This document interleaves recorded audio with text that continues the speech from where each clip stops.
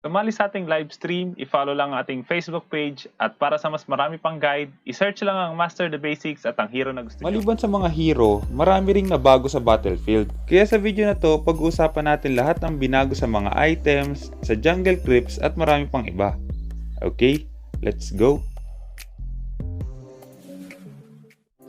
Ngayon punta tayo sa sa Battlefield adjustment. So unahin natin yung minions. Una nilang binago guys, apat na yung minion wave sa apat na yung minion sa mid lane sa first 5 minutes. Ibig sabihin wala nang tangke. Mabilis na makiklear yung mid. Okay, ano na siya, 3 melee na siya, tas isang range. Tama ba? Ay, isang melee, tas 3 range na siya. Hindi na siya isang melee, isang range, isang cannon. So wala nang tangke. Mabilis na talaga makiklear yung mid lane. So expect talaga natin na makapag-rotate ng mabilis yung mage natin sa gitna. Ang advantage nito guys, pwede tayo maglagay siguro ng mga support sa gitna. O kaya tank kasi mga mabibilis mag-clear. Pero hindi pa natin alam kung anong pwede nating ilagay talaga sa gitna. Pero para sa mga mage, napakagandang adjustment nito. Mas makakapag-rotate na yung mga mage nang mas mabilis. Sa jungle, unang adjustment, ang sinasabi dito yung mga junglers kasi kadalasan kumukuha sila ng gold tsaka XP sa lanes. So, ibig sabihin nun, pag kumukuha yung jungler ng gold tsaka XP sa lane, nade-delay yung mga nasa lane. So, para magawa ng paraan, sa first 5 minutes, kung sino man yung naka-retribution, hindi na magkakaroon ng gold at XP sa minions kapag meron silang kakampi na walang roam. So, kung jungler ako, nasa mid lane is mage, pumunta ako ng mid, wala akong makukuha. Okay, tas makukuha ng ng support natin. So, parang naka-roam na rin ako nun kung pupunta ako ng lane. Pero first 5 minutes lang to. Pero kung merong naka-roam, kung 3 kami nasa mid, magkakaroon ako. Kaso, 50% lang. Dati, nababawasan lang ng 30% yung gold tsaka XP na makukuha ng jungler. Ngayon 50% na. So hindi mo talaga gugustuhin kumuha ng farm ngayon sa lane nang wala pang 5 minutes. Yun talaga yung pinaka adjustment dito. Sunod na adjustment 2. So dahil nga ito yung sunod na problema nung adjustment 1. Kaya kadalasan nagle-lane yung mga jungler kasi nade-delay sila. Gap sila sa jungle nila. Kaya para makabawi, pumunta sila ng lane, kuha sila ng farm. So ginawa nila ngayong adjustment 2. Itong sa adjustment 2, kapag yung jungler na delay ng 2 level sa unang 5 minutes, yung XP na makukuha nila mas mabilis. Mas mataas yung XP. So para lang makabawi yung mga junglers. Pero XP lang eh. Ang problema kaya sila nade-delay dahil sa XP at gold. So medyo mahihirapan silang bumawi sa gold. Hindi ko sigurado kung pabor pa rin to, pero pag na-invadean ka pa rin ng kalaban, mahirap pa rin bumawi. Tingin ko lang Hindi ko alam kung gaano kalaki yung XP gain gets a slight boost na to eh. Yung slight boost, hindi ko alam kung gaano kataas. Kasi pangalawa, pag isa lang ilamang na level nung jungler ng kalaban, hindi ka pa rin mabibigyan ng boost ng XP. Sunod, adjustment pangatlong adjustment. Okay. Ibig sabihin nito guys, yung retribution, kahit anong emblem mo, kahit anong pandagdag mo ng damage dun sa emblem, yung retri mo same damage lang. So, ibig sabihin, mas madali nang makipag-agawan ng turtle tsaka ng lord kasi pareho na kayo ng damage ng retri. Okay, pero tingin ko advantage pa rin yung malalaking buhay kasi 'di ba merong extra damage yun sa yung additional kapag nag-retri ka. Pero try nga natin. Jungle. Okay, try natin guys yung adjustment na 3. Adjustment 3, sumira ng jungle emblem. Tawag dito, sakto lang. Tingin ko sakto lang siya. Hindi siya totally sumira. Bumalance lang siya. Binalance niya yung tawag dito, yung pagkakaroon ng jungle emblem. Kasi ngayon talaga lahat ng jungler ngayon pag di naka-jungle emblem hindi makakasabay. Kasi 'di ba merong parang may burn yung ngayon, retry. So, tingnan natin. Kung may kasama pa ring burn. Ayun na, 152. Nakita nyo yung burn?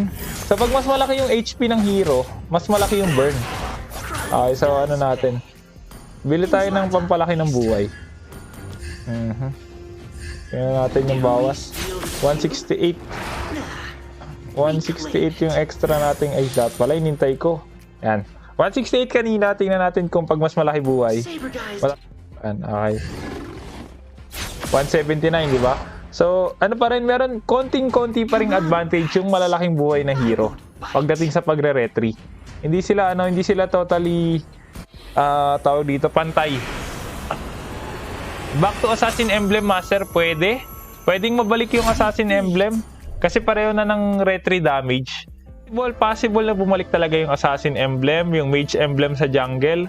Lahat yon possible na makabalik dahil dito sa pangatlong adjustment, okay? Ang pinaka-adjustment lang talaga dito yung pagkuha ng turtle tsaka lord. Depende yan kung tawag dito kung sinong mas magaling mag-retry kasi pareho na ng damage. Konting-konti na lang yung diferensya. Lamang lang talaga yung mga tank guys kasi nga mas malaki yung extra damage nila. Pagdating naman sa jungle creeps, yung orange buff and purple buff, isa sa mga problema ngayon is yung kapag nag-invade yung kalaban, nare-reset nila ng nare-reset yung buff.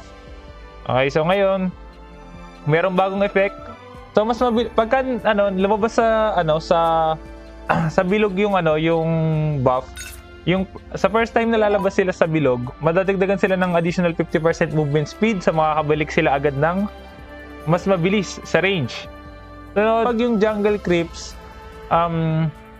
tawag dito lumabas ng bilog, pagbalik niya ng bilog, sa unang beses niyang bumalik sa bilog, pwede natin siya atakihin. Para ulit siya, hindi na siya mag-regen. Tatry natin mamaya. Sunod, by adjusting the time of the first spawn, we expect that junglers will be able to farm more safely at the beginning. So, kung dati 25 seconds yung spawn time, ngayon 20 seconds. Napakalaking tulong nun para sa mga junglers. So, tingnan natin, try natin i-reset yung buff. Reset natin yung buff. Tapos pag nasa bilog daw, ay hindi ko na-reset. Reset natin, yan. So, pwede uy, hindi nga siya basta-basta nagre-reset. So, siya, pero first time lang daw. So, sa second time, sa second time, mare-reset siya. Umulit siya sa second time. Sa unang beses lang daw. Sa unang beses mo lang siya mare-reset. Sa pangalawa, uy, bakit nandito ka?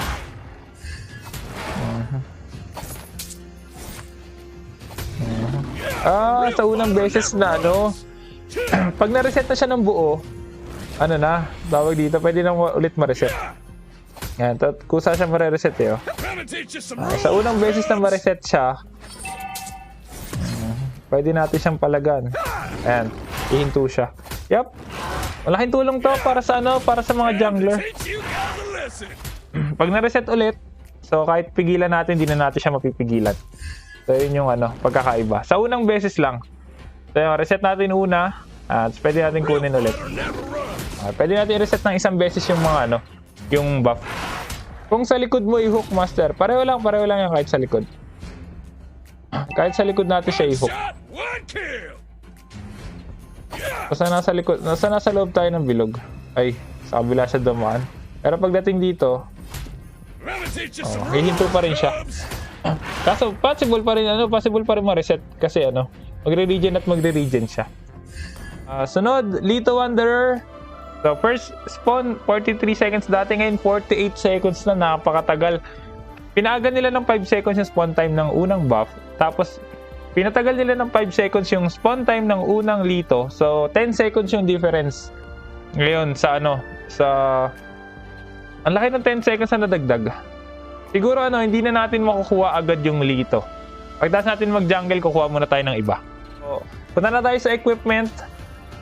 Bloody Retribution, unang-una. Extra HP bonus, 25% to 20%. Tingin ko mali talaga tong Bloody Retri yung hininaan nila. Kasi halos lahat ng jungle ngayon, Ice Retri yung gamit. Hindi na Bloody. Kahit malaki yung buhay ng mga jungler. Talaga Ice Retri yung ginagamit. So, kasi ni-nerf nila last time Tapos ngayon, nerf pa ulit nila. So, wala na siguro talagang gagamit niyan. Sunod, Blade Armor. Damage Reflection Ratio, 25% to 20%. Maliit lang to guys. Maliit lang yung 20% guys. Yung 5% na nawala. Medyo maliit lang siya. Tapos mas mura na siyang bibilin ngayon. So, tingin ko ano pa rin. Pwede pa rin natin siyang gamitin pang counter sa mga marksman. Pero makakasabay pa rin yung marksman. So, maliit na nerf lang siya sa Blade Armor. Kaya goods pa rin. Tingin ko goods pa rin siya. Radiant Armor, damage reduction niya dati is 3 to 10, ngayon 5 to 8. Mas mababa na yung maximum maximum damage reduction. Pero mataas naman yung early damage reduction niya. So, pa rin to, balance pa rin tingin ko si Radiant Armor. Siguro sa late game lang, medyo tawag dito, ito yung hininaan nila yung late game eh. Medyo may hirapan lang yung mga naka-Radiant Armor. Ang kinaganda dito guys, mas makakasabay yung mga mage na damage per second pagdating ng late game. Tapos mas mura na buuin yung Radiant Armor, so pabor to sa mga tank. Pero yung nerf ng Radiant Armor medyo masakit. Medyo masakit yung nerf na yun. Maganda sa early pag binuo mo agad yung Radiant. Pero pagdating ng late game, medyo magdidila ng damage yung mga DPS katulad ni Chang'e, ni Kimi. Okay, so kaya ginawa tong Radiant Armor para mapasok sa meta yung mga DPS heroes na mage. Athena Shield. Nerf si Athena. So dati 5 seconds yung duration, ngayon 3 seconds na lang. So masakit yung yung nerf na to kasi ang laking tulong ng Athena eh. Sa mga burst na mage. Ngayon 3 seconds na lang. So kung yung mga burst hero lalagpas ng 3 seconds yung tagal nung burst nila katulad ni Lunox. So medyo masakit talaga. Medyo masakit yung yung pagkaka-nerf sa Athena. So pinayin na nila yung mga magic defense. Ang next option mo na lang siguro Oracle. Pero ang kinaganda, meron ka pa rin pwede ka pa rin magpalaki ng HP. Kung mataas na yung na lang tayo, Guardian Helmet na lang tayo. Kung mataas na yung defense, wala na tayong magawa, masakit pa rin yung kalaban. Magpapalaki na lang talaga tayo ng buhay. Sunod, Glowing Wand. So dati, burn damage niya 1 to 2% ng max HP at 3 stacks. Ngayon, 0.5 to 2.5 max HP at 5 stacks. So, alam naman natin na buff si Gord kanina guys. So, ito yung pinakapabor na item sa kanya. Sobrang bilis siyang mapapa 5 stacks yung Glowing Wand. Sobrang ganda nito sa kanya. Kay Kimi, maganda rin to. DPS, damage per second. Kay Chang'e. So, pabor na pabor to sa mga DPS guys, yung Glowing Wand. So, possible na maging isa sa mga core items. Lalo na kung tank yung jungler ng kalaban or maraming tank sa kalaban. Mawawala na ba yung meta tank master dahil sa nerf na tank item? Tingin ko hindi. Tingin ko goods pa rin yung mga yung tank. Depende lang yan sa team composition. Doon na lang magbabase. Ngayon parang sobrang lawak ng ngayon ng hero pool ng mga teams. So, pwede kayo mag-assassin jungle, pwede kayo mag-tank jungle, pwede kayo mag-fighter, pwede kayo mag-marksman jungle. As in, ang lawak guys, ang lawak. Ang ganda ng ng balance na ginagawa nila. Okay, sunod natin, Genius Wand. Magic damage reduction dati 2 to 9, ngayon 3 to 7. So sa early game maganda pa rin yung Genius Wand tingin ko kasi 3. Pero pagdating ng late game siguro mas pipiliin na natin yung Divine Glaive kaysa sa Genius Wand. Unless pareho yung bubuin. Dahil rin to siguro guys, dahil ni-nerf nga yung mga magic defense items, kaya ni-nerf din nila tong Genius Wand. Kasi ito yung magtatanggal sa defense eh. So maganda rin siya, at least balance lang din. Binabalance pa rin nila yung damage saka yung defense. Sunod, Blood Wings. Mas pinataas lang nila yung magic power nung yung Blood Wings. Ang problema ko talaga dito sa Blood Wings guys, yung shield niya hindi ganun ka-effective. Dapat binawasan nila yung cooldown ng shield eh. Yun yung kailangan ng shield eh. Pag nawala kasi yung shield, parang ang tagal bago magkaroon ulit. Hindi na ganun ka-importante itong dulo. Kung may natutunan ka sa video na to, huwag mo kalimutan mag-subscribe at kung meron kang guide na gusto ipagawa, i-comment mo lang sa baba sa subang kuma ng guide tungkol doon. Kung subscribe, hit mo na yung subscribe pati yung notification bell. Basta lagi mo lang tatandaan, kung gusto mo mag-improve, just master the basics. I'm out.